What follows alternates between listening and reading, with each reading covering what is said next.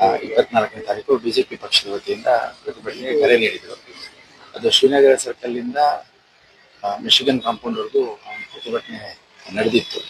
ಅದರ ಮಧ್ಯ ಮತ್ತು ಅದಾದ ನಂತರ ಸುಮಾರು 1,500 2,000 ಜನ ವಿದ್ಯಾರ್ಥಿಗಳು ಇಲ್ಲಿ ಕೆಲವರ ಒಂದು ಪ್ರಚೋದನೆಯಿಂದ ನಮ್ಮ ಜುಬಿಲಿ ಸರ್ಕಲ್ ಅಲ್ಲಿ ಕೂತು ಸುಮಾರು 3.5 ಗಂಟೆಗಳ ಕಾಲ ಜುಬಿಲಿ ಸರ್ಕಲ್ ಬಂದ್ ಮಾಡಿದ್ದು ತಮ್ಮೆಲ್ಲರಿಗೂ ನಡೆದಿದೆ. ಅದರ ಹಿನ್ನೆಲೆಯಲ್ಲಿ 2 ಪ್ರತ್ಯೇಕ ಪ್ರಕರಣಗಳನ್ನು ಈಗಾಗಲೇ ದಾಖಲು ಮಾಡಿಕೊಂಡಿದೆ.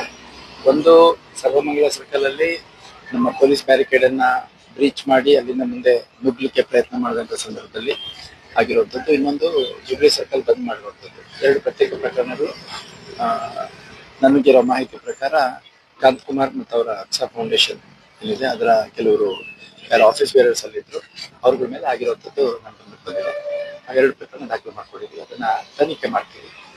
ನಮ್ಮ ಕೆಲ ಸಿಬ್ಬಂದಿಗಳಿಗೆ ಮತ್ತು ಅಧಿಕಾರಿಗಳಿಗೆ ಪೆಟ್ಟು ಬಿದ್ದಿರುವಂತದ್ದು ನಮಗೂ ಗೊತ್ತಿದೆ. ಅದರ ಹಿನ್ನೆಲೆಯಲ್ಲಿ ನಾವು ಪರಾಮರ್ಶೆ ಮಾಡಿ ಅಗತ್ಯ ಬಿದ್ದರೆ ಅಗತ್ಯ ಕಾನೂನು ಕೈಗೊಳ್ಳುತ್ತೇವೆ. 24ನೇ ತಾರೀಕು ಬಿಜೆಪಿ ಪಕ್ಷದ ವತಿಯಿಂದ ಪ್ರತಿಭಟನೆಗೆ ಕರೆ ನೀಡಿದರು. ಅದು ಶ್ರೀನಗರ ಸರ್ಕಲ್ ಇಂದ ಮಿಶಿಗನ್ ಕಾಂಪೌಂಡ್ ವರೆಗೂ ಪ್ರತಿಭಟನೆ ನಡೆದಿತ್ತು.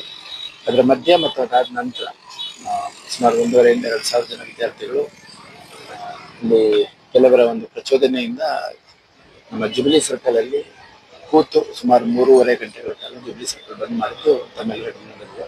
ಅದರ ಹಿನ್ನೆಲೆಯಲ್ಲಿ 2 ಪ್ರತ್ಯೇಕ ಪ್ರಕರಣಗಳನ್ನು ಈಗಾಗಲೇ ದಾಖಲು ಮಾಡಿಕೊಂಡಿದೆ. ಒಂದು ಸರ್ವಮಂಗಳ ಸರ್ಕಲ್ ಅಲ್ಲಿ ನಮ್ಮ ಪೊಲೀಸ್ ಬ್ಯಾರಿಕೇಡ್ ಅನ್ನ ಬ್ರೀಚ್ ಮಾಡಿ ಅಲ್ಲಿಂದ ಮುಂದೆ ನುಗ್ಲಿಕ್ಕೆ ಪ್ರಯತ್ನ ಮಾಡಿದಂತ ಸಂದರ್ಭದಲ್ಲಿ ಆಗಿರುವಂತದ್ದು. ಇನ್ನೊಂದು ಜುಬಿಲಿ ಸರ್ಕಲ್ ಬಂದ್ ಮಾಡಿರುವಂತದ್ದು. 2 ಪ್ರತ್ಯೇಕ ಪ್ರಕರಣಗಳು.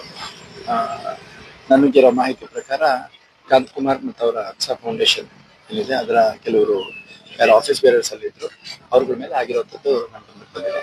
ಆ 2 ಪ್ರಕರಣ ದಾಖಲು ಮಾಡ್ಕೊಂಡಿದ್ವಿ. ಅದನ್ನ ತನಿಖೆ ಮಾಡ್ತೀವಿ. ನಮ್ಮ ಕೆಲ ಸಿಬ್ಬಂದಿಗಳಿಗೆ ಮತ್ತು ಅಧಿಕಾರಿಗಳಿಗೆ ಪೆಟ್ಟು ಬಿದ್ದಿರುವಂತದ್ದು ನಮಗೂ ಗೊತ್ತಿದೆ. ಅದರ ಹಿನ್ನೆಲೆಯಲ್ಲಿ ನಾವು ಪರಾಮರ್ಶೆ ಮಾಡಿ ಅಗತ್ಯ ಬಿದ್ದರೆ ಅಗತ್ಯ ಕಾನೂನು ಕೈಗೊಳ್ಳುತ್ತೇವೆ.